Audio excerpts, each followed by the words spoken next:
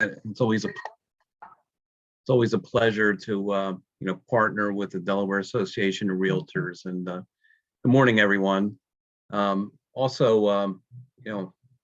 coming to you from my basement office in southern New Jersey, right outside of Philadelphia. So I'm not that far away from your great state of Delaware, and I really appreciate the time that you're taking today to join me. And hopefully you'll find this information helpful and informative. Matt will be sending you a copy of my presentation, so you don't have to jot down all the the information and website addresses and statistics that I'm going to share with you. So let's get started. Okay. So we want to talk about Freddie Mac. Okay. What is Freddie Mac? It's not a person, and it's a corporation, and very large company, as a matter of fact. We're in our 52nd year. We were started in 1970. We were chartered as a government-sponsored enterprise by Congress in that same year. And Freddie Mac's, mission in the marketplace is to provide liquidity, stability, and affordability. We also have community missions that help stabilize communities, prevent foreclosures, expand credit, educate home buyers. And also we have three main business lines. We have a single family, which is 1 to 4 units. That's what I'm part of. And we also have our multifamily division and capital markets. So we have 4 main business pillars. They're insights, mortgage products, education, and business solutions. Freddie Mac doesn't lend directly to the consumers. We're a secondary marketing company. We purchase mortgages from lenders, but we provide lenders with mortgage products to put out there in the marketplace for consumers to use. Again, education is a major part of what we do, and it's a main part of my job function is to educate real estate professionals like yourselves, lenders, housing counselors, and so forth, because we all have a very, very important part in the affordable ecosystem. And being a real estate professional, you're at the genesis of the transaction.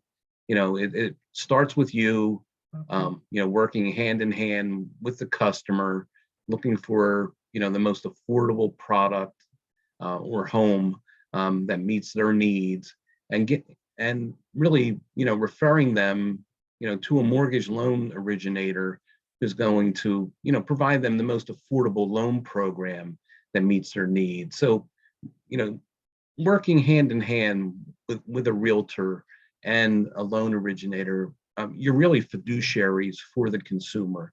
They've put their sacred trust in you to be able to help them through probably the biggest financial decision they're going to make in their lives.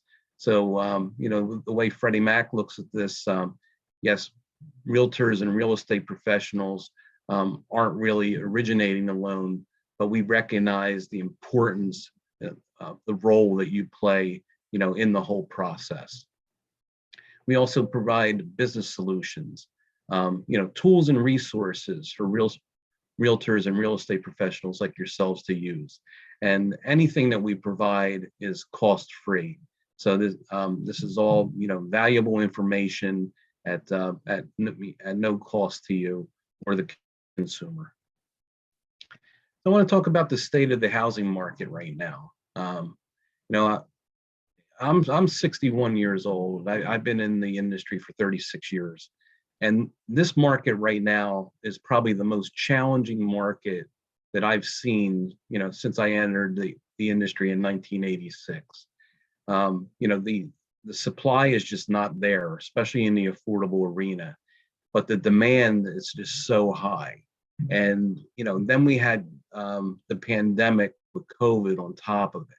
So it really, tasked real estate professionals and people in the industry like ourselves to a really new environment. And amazingly, we survived and had record years, despite everything that's been thrown against us.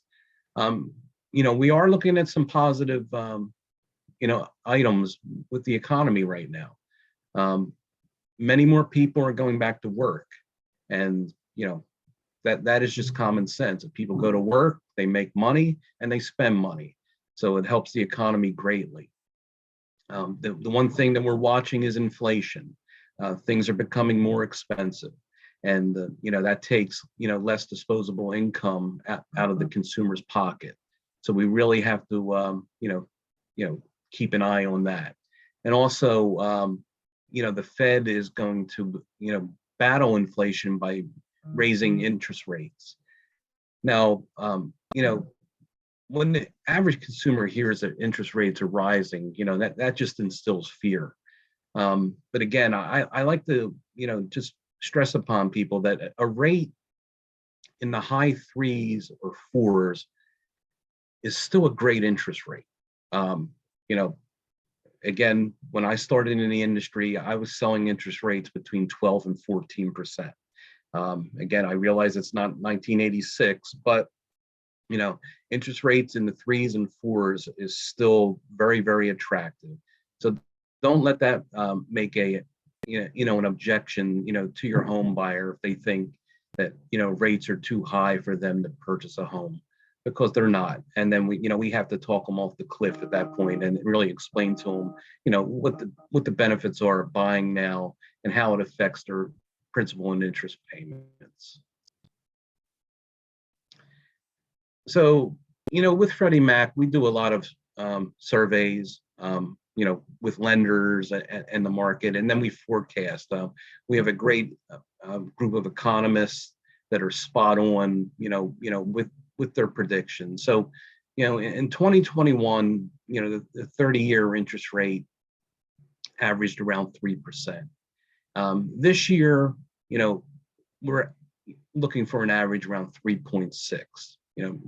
Lately, because of the invasion over in Ukraine and the turbulent markets, especially with oil, it's drove up interest rates a little bit higher than that 3.6, but we're hoping that that plateaus.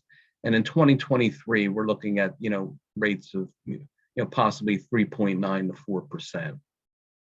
But we're looking for consistent home sales. Everything that we're gathering, all the data that we have, is looking at consistent home sales. So so you can see the second line there, in the millions, that we are looking for an increase by 2023. But I talked about inflation, and inflation affects the prices of homes. And all of as real estate professionals, that the price of homes have been going up, and up. And our data shows in 2021 it was almost 16%, and these are national numbers. Okay, 2022 we're expecting a modest growth of a little bit over 6%, and we're looking at in 2023 to where it tapers down to about 2.5%. So again, with prices going up, it makes things less affordable for those first-time home buyers, and it's really a challenge.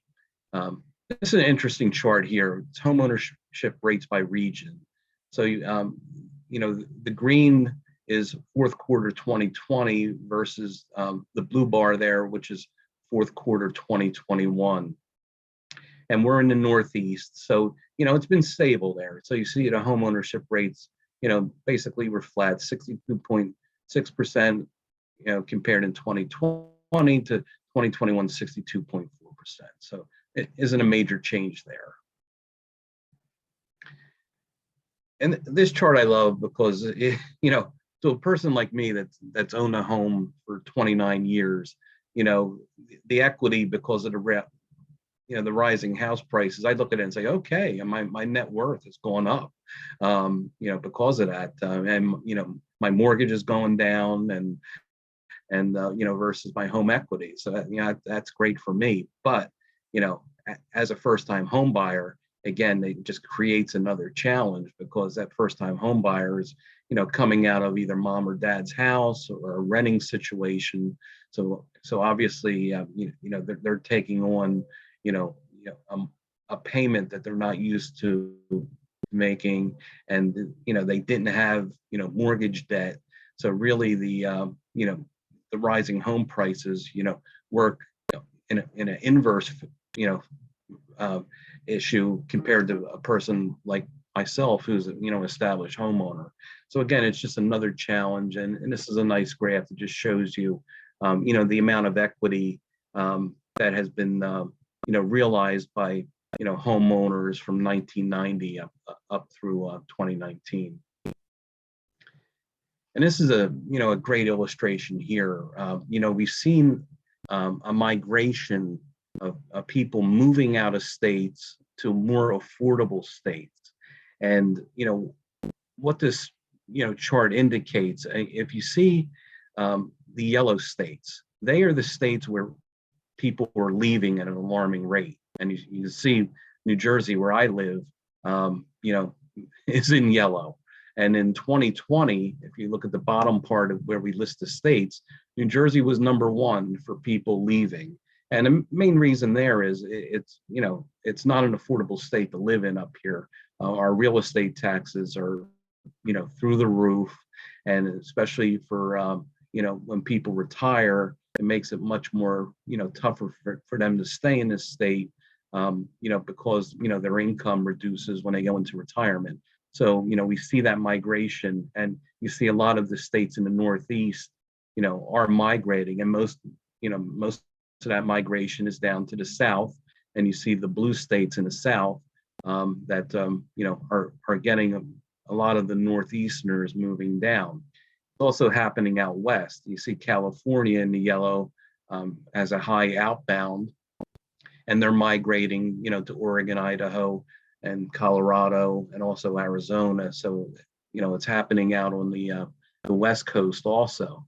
Now you see your state of Delaware is blue, so you're in great shape. You're actually having people move into your state, and there's many advantages of living in Delaware. You have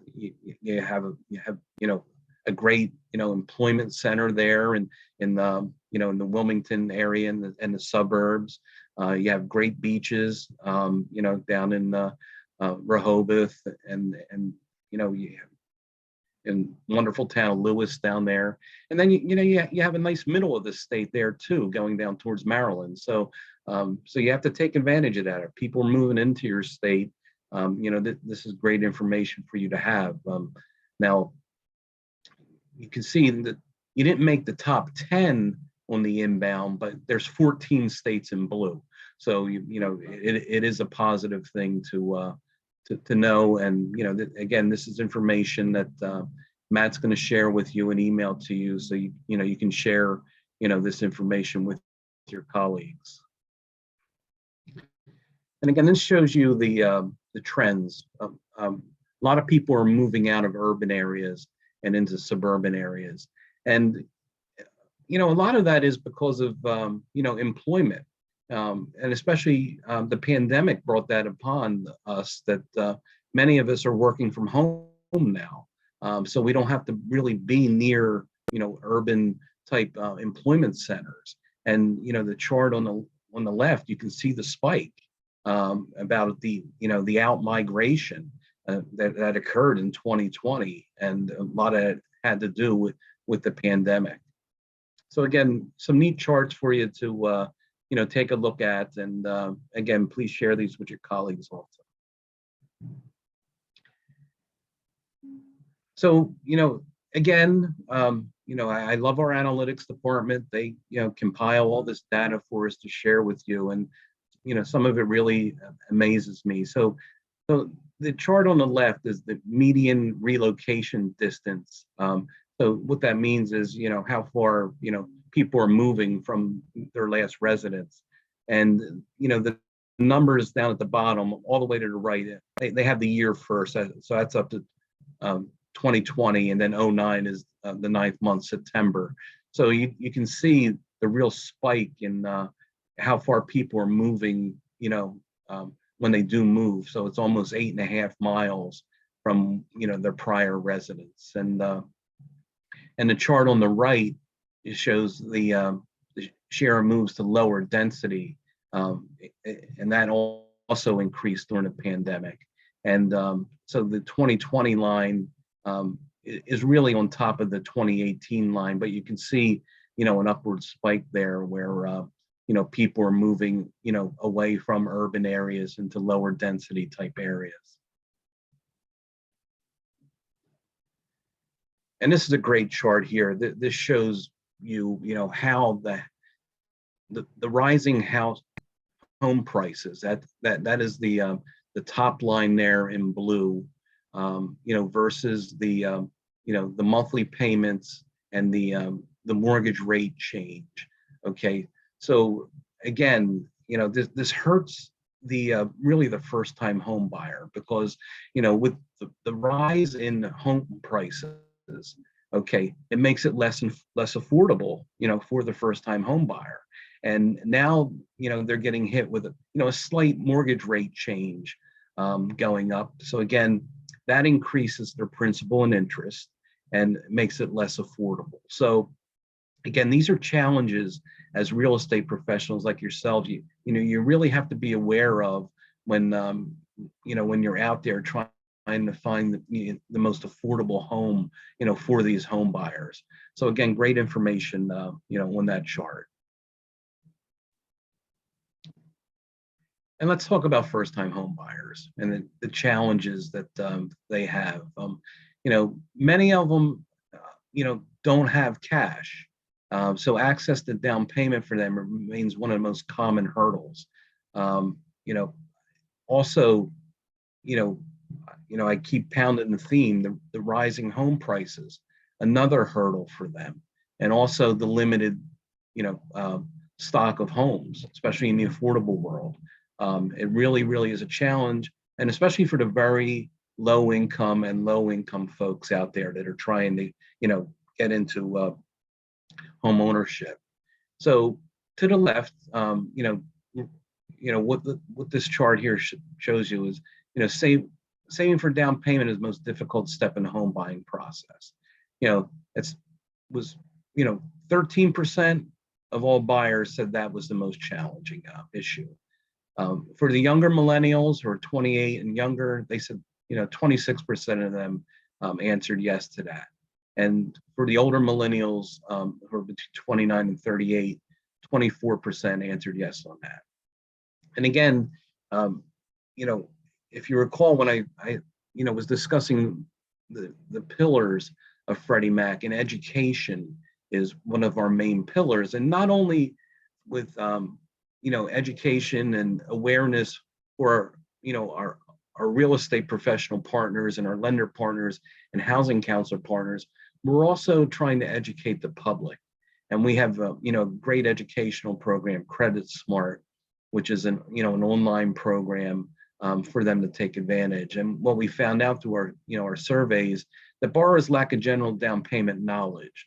So so we're out there trying to educate the home buyers also on what the requirements are for down payments, and to present to them the alternatives that especially on a conventional program like Freddie Mac. The myth out there is that we require 20% down. Okay, not true. Okay, we have 3% down programs, so it's 97% LTV. So it's very, very important for real estate professionals like yourselves to have this knowledge, to be able to guide your prospective home buyers to a mortgage originator who is offering conventional 3% down programs if the borrower's credit is qualifies for a conventional program. And I always love this chart too. This is very, very interesting for first-time home buyer demographics. So if you look to the right, 60% of the home buyers through July 2020 and July 2021 were married couples. But we see a tremendous increase on single people buying homes. So you see there in the gray and the green, that's a combined total of 28% of the home buyers were single. And the most dynamic part of this is single females are, up to 19%. So, our market just isn't, husband and wife anymore. A lot of singles are out there and, attaining the American dream of home ownership. So, again, this is great information for you to have. What we saw was the typical first-time home buyer was 33 years old, okay? And, the median age for first-time home buyer is 29 years old. So again, we discussed the hurdles that, these prospective home buyers have. And again, it's a challenging environment, but again, we're there to help them. If we're all working together, that's the main theme that Freddie Mac likes to promote, because, many, many hands are in this, purchase money process, but, we all have to work together for the best interest of the prospective home buyer. So 34% of borrowers are first-time home buyers, okay? And, that's a huge number. 65% of first-time home buyers cited the primary reason of purchasing a home was their desire to own a home on their own. And I can tell you, it's a major move. My son and his fiance, they're 29 years old, and they entered it into the home buying world last year. And it was, interesting to stand on the sidelines and watch what they went through, because the housing demand was very, very high.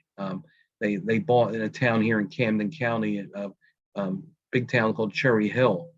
And, the thing I stressed to them, I said, okay, you got a dad that's been in the mortgage market, for 36 years, but I'm going to help you as much as I can.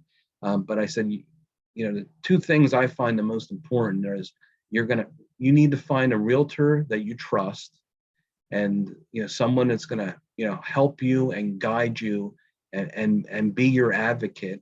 And then also, likewise with a mortgage loan originator, you need someone who, who's going to take your calls, answer your questions, and help you through this process. And you're going to have patience, because, down here, right, well, compared to you, I should say up here, because we're north of Delaware.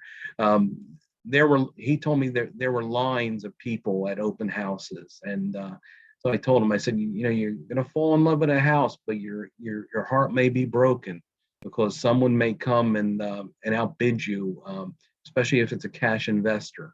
So, but I said, your realtor will, coach you through this process, and hopefully have more than one, home available for you to show to you. And he had a great realtor, and it was a great process. And he and his fiance are very happy right now, and, they're in their home, and it was just great to see them go through the process. And it was great for his mother and I, because, we have an extra bedroom now that we were able to convert into, another room. So, but we're very happy for him. And so this chart here is an adult composition of home buyer households. So as I mentioned earlier, single females are the second largest home buyer segment. So, don't overlook that. Buyers 66 to 74 were the age group with the highest share of single females at 22%.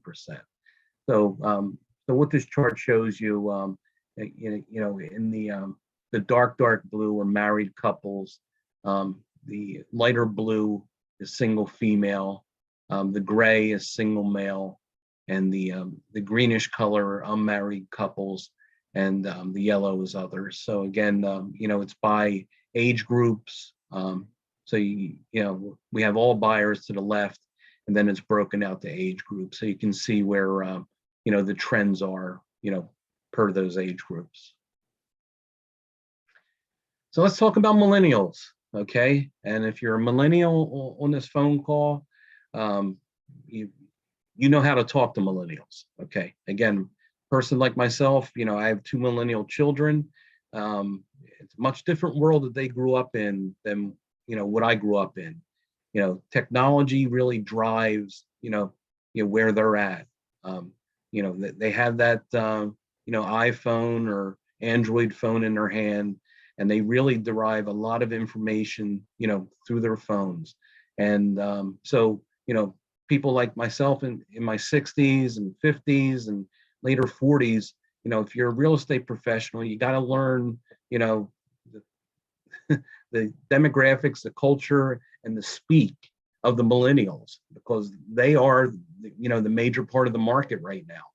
And if you're not, willing to adapt to that, then you're going to have a challenge when you're selling homes. So, but again, like I mentioned earlier, my son was doing a lot of, you know, a lot of research on his phone, getting information. But I told him, I said, eventually, you're going to have that human element. And it goes back to the realtor and the loan originator. I said, you're going to have to speak to these people and, and really, really, find people that you can connect with and trust to get you through this process. So again, even though, our society is changing, big part of our, industry is the human element. So again, this is just, great information for you to have. And I'm sure that, if not all of you on the line right now know that millennials are driving the markets, but that doesn't mean to ignore, the Gen Xers that came before them, or the tail end of the baby boomers, or even the Gen Zs who are going to follow, the millennials. We have to be able to provide services to everyone. But again, like I said, what I'm stressing here is that the millennials are the major part of the market, and that's where the bulk of the home sales are going to be, for quite some while. So all this information, what's it mean for you and your borrowers? Purchase market remains strong. I hear everybody's, comments about inventory, and yes, it's there, and it's there nationally. It just isn't there in Delaware or up here in New Jersey. It's every state that I speak to is having this issue. So it makes us, work, harder. But the thing about working harder is you got to work smarter too. And hopefully this information that Freddie Mac is providing to you, will help you, in that endeavor of finding the right homes for the qualified first-time home buyers. Because like I said, they need your help. They're just hearing things on their podcasts or seeing headlines, and that there's issues out there. But again, it's people like us, industry professionals, that can talk to them and say, don't give up. You don't want to be a renter forever. That just makes the landlord rich. Now I realize, one of our basic needs is shelter, but eventually, if you qualify, you want to own a home, because it really instills pride, and my journey as a homeowner, like I said, has been for 29 years. And, I wouldn't trade it for anything. It has been, great, being a homeowner, being able to, have a domicile to raise my children in, and just adapt. And, and that's where, we have to adapt to the changing demographics. America's becoming more diverse, and, you may get into situations where, you're dealing with a, diverse home buyer, and you have to be able to, again, meet their needs and understand who they are and what they're looking for. So, I mentioned earlier, we provide insights, education, mortgage products, and business solutions to help your qualified borrowers. I want to talk about mortgage readiness, and it's very, very important, because the bottom line is realtor and a real estate agent, you don't want your time wasted, and you don't want the consumer's time wasted either.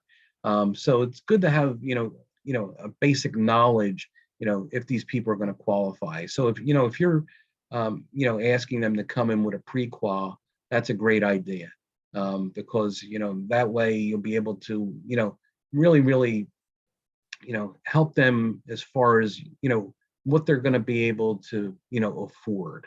There's FHA mortgages out there, and they are more for people with impaired credit and lower credit scores.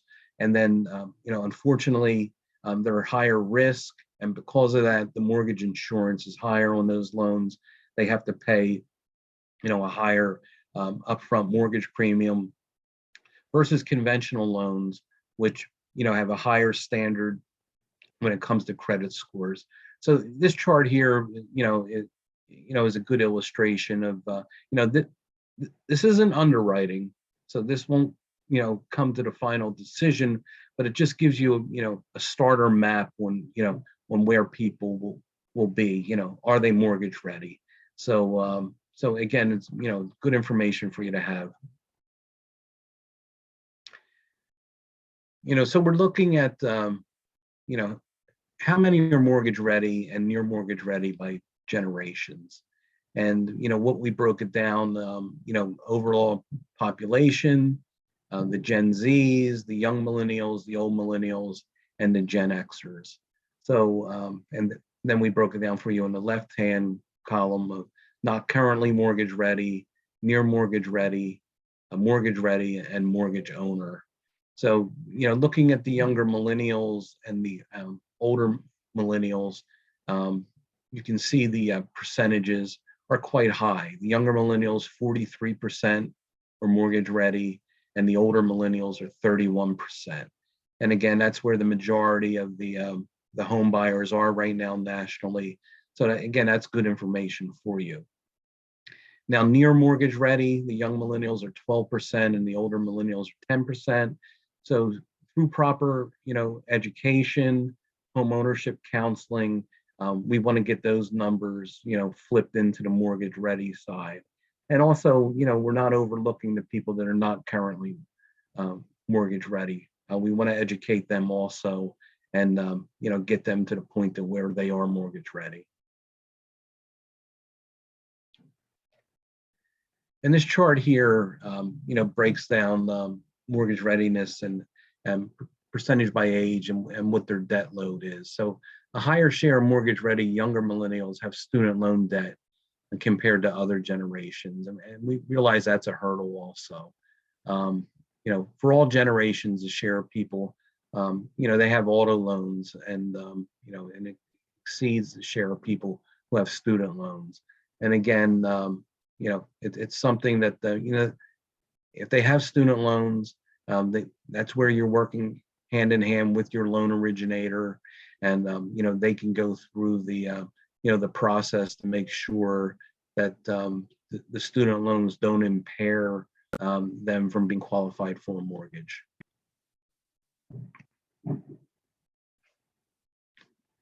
And this chart here illustrates the time to save for mortgage ready population by age, and what it breaks down younger millennials, older millennials, and Gen Xers, and how long it takes them to save.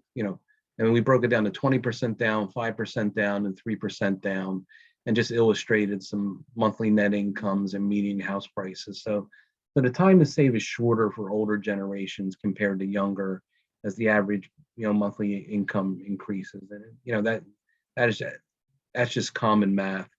Older millennials and Gen X need on an average of less than 3 years to save for the 3% down. Now, you may have a home buyer that doesn't have the 3% down, and they may be really, really eager to own a home. I mean, there are programs out there for down payment assistance through housing finance agencies, and you have a great housing finance agency there in Delaware, the DSHA, and Freddie Mac is a great partner with them. And our next webinar will be with Bill Salamone from Delaware State Housing and myself, and we're going to do a deeper dive into the programs that that the DSHA does put out there. So so that just because they may not have the money down doesn't mean that they may not be able to buy a house. DSHA may be able to step in and help them. So this is a heat map of where are the mortgage ready loans, and coastal cities have the highest share of mortgage ready, and there's many factors because of that, because higher population centers, usually higher incomes, but affordability is threatened in those areas. A lot of people like to live by the water, so it drives prices up. So it might have an inverse effect on affordability. So, but this is a neat map to take a look at. It has mortgage ready counts, and then mortgage ready that they can afford. So again, when you have some time, dive into this and take a look at it. And like I said, share it with your colleagues.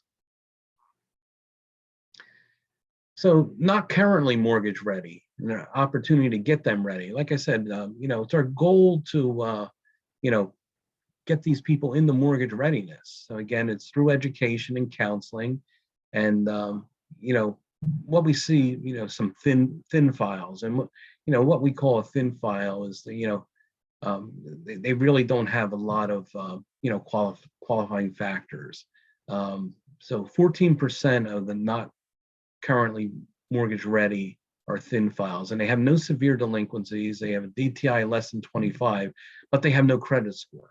So again, this is an opportunity. If you run into a prospective home buyer that fits into this, we want them to learn. So we want to teach them that credit is there, and it's a useful tool for them.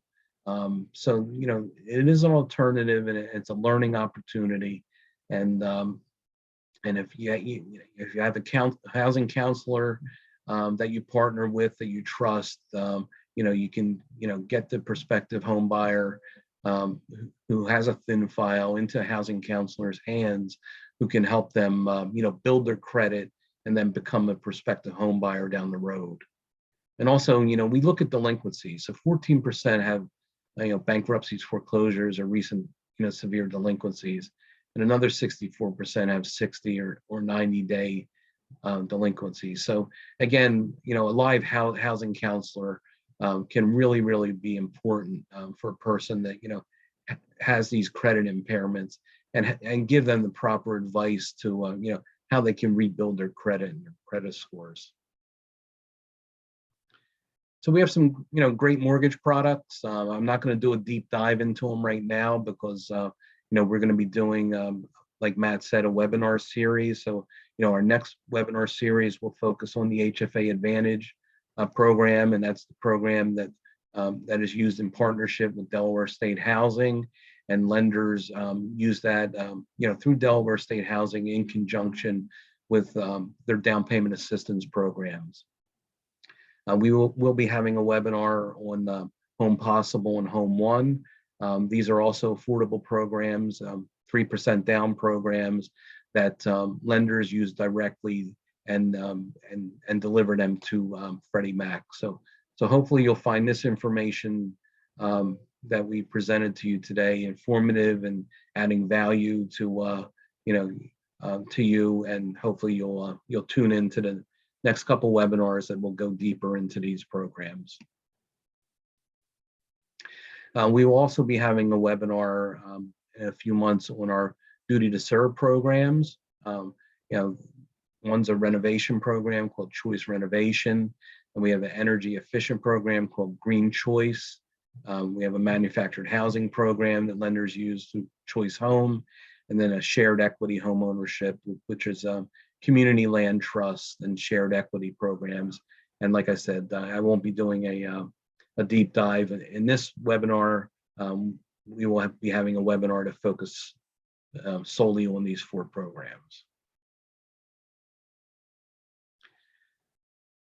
So these are, the tools that I spoke about earlier, the resources and tools that we provide to real estate professionals. Hopefully you'll find these useful. Again, you'll be getting a copy of this webinar. So, these website addresses will be in there for you. The My Home Resource Center is, a website for consumers that they can use. So this is something that, you can share with your prospective home buyer, and, a lot of valuable information on there for them. And through My Home is, we have a step-by-step mortgage guide in there that will help them understand the mortgage process. And again, another great tool for you to, share with your consumer. I had mentioned Credit Smart. That's our educational tool that consumers can use. It's free, it's online, it has multiple modules. It's a great program. My son and his fiance went through it. They found it to be very, very worthwhile. It can be done at their own pace. And again, I highly recommend you to, recommend this to your clients because I think they'll really find value in it.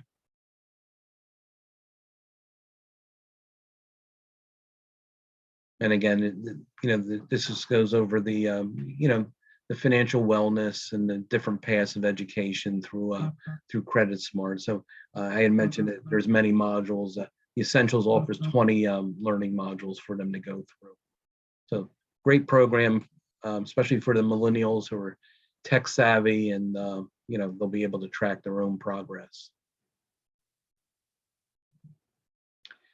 And part of the Credit Smart suite is Credit Smart Homebuyer U.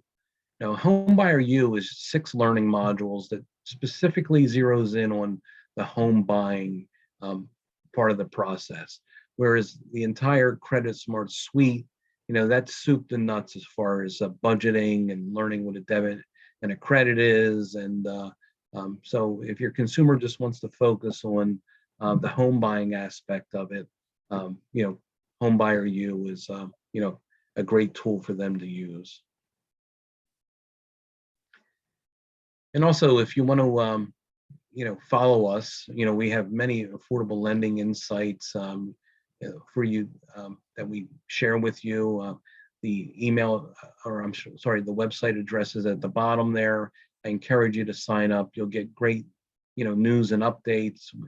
Freddie Mac does not spam you. We don't share your information with anyone, but this is just really valuable information through compiled by our data and analytics department and our economists. And hopefully, if you saw the information that that I shared with you today to be insightful and valuable, you'll even get more if you sign up and become a subscriber for our insights. There's ebooks, webinars, blog posts, great, repository for you for information. Then we also have our Real Estate Professional Resource Center, and I encourage every realtor and agent and real estate professional to sign up for this. It will just give you up-to-date information on news, events, thought leadership and resources. So again, please take a look at that after this webinar. And with that, I'd really like to thank you. Again, the relationship we have with the Delaware Association of Realtors has been fantastic. Our partnership with Delaware State Housing is great. I know hopefully Bill Salamone tuned in. Bill, if you're on the line, hello, it's great to be with you again. And Bill and I will be presenting next month, and looking forward to that. And Matt, I'll turn it over to you if there's any questions or comments. Sure. We have one question from Donna Turing. Her question is, many first-time buyers look to purchase condos as their first home. How do you think the new Freddie condo restrictions going to change those options? Well, they have changed, the market, and, it was done in conjunction with Fannie Mae. And, unfortunately, they are the new rules that we have to follow. And from the insights that I have gotten, I don't see it, an immediate change.